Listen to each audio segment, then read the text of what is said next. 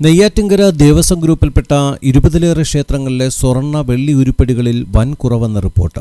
ഇത് സംബന്ധിച്ച് അടിയന്തര അന്വേഷണം നടത്തിയ റിപ്പോർട്ട് നൽകാൻ നെയ്യാറ്റിൻകര അസിസ്റ്റന്റ് കമ്മീഷണർക്ക് തിരുവിതാംകൂർ ദേവസ്വം ബോർഡ് തിരുവാഭരണം കമ്മീഷണർ നിർദ്ദേശം നൽകി.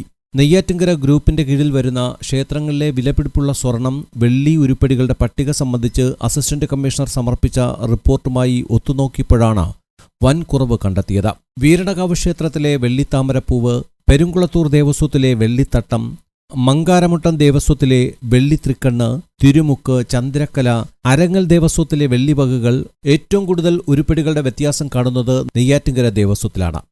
ഇവിടെ നിന്ന് സ്വർണ്ണക്കാൽ ഉൾപ്പെടെയുള്ള 100 കണക്കിന് ഉരുപ്പടികൾ സംബന്ധിച്ച് വ്യക്തതയില്ലെന്നും പരിശോധിച്ച് റിപ്പോർട്ട് ഹാജരാക്കണമെന്നും നിർദ്ദേശിച്ചിട്ടുണ്ട്. കൂട്ടപ്പന ദേവസ്വത്തിലെ വീരചക്രം, ഇരട്ടക്കൺമലർ, വെങ്ങാനൂർ ദേവസ്വത്തിലെ 16 ഗ്രാമിന്റെ സ്വർണമാല, കേളേശ്വരം ദേവസ്വത്തിലെ സ്വർണ്ണഗോപി, പാറശാല ദേവസ്വത്തിലെ സ്വർണ്ണക്കട്ടി, മുരിയങ്കര ദേവസ്വത്തിലെ സ്വർണ്ണ മുദ്രപ്പൊതി, രാമേശ്വരം ദേവസ്വത്തിലെ സ്വർണ്ണത്താലികൾ, ചന്ദ്രക്കല, സ്വർണ്ണച്ചെയിൻ എന്നിവ സംബന്ധിച്ചും ചെഴുങ്ങാനൂർ, തിരുനാരായണപുരം, ദേവേശ്വരം, തൃക്കണ്ണാപുരം, വെള്ളയായണി എന്നീ ദേവസ്വങ്ങളിലെ ഒട്ടേറെ പൂജാസാധനങ്ങൾ സംബന്ധിച്ചും വ്യക്തതയില്ല. ഒറ്റശേഖരമംഗലം ദേവസ്വത്തിൽ 2008 ശേഷം ലഭിച്ച വെള്ളി തിരുമുഖം മോഷണം പോയതിന്റെ FIR ഹാജരാക്കണം. സ്റ്റേറ്റ്മെന്റുകളിലെ അപാകതകൾ പരിഹരിച്ച് ന്യൂനതകൾ സംബന്ധിച്ച് ആവശ്യമെങ്കിൽ ഭൗതിക പരിശോധന നടത്തി അടിയന്തരമായി റിപ്പോർട്ട് ഹാജരാക്കണമെന്നും കത്തിൽ നിർദ്ദേശിക്കുന്നു.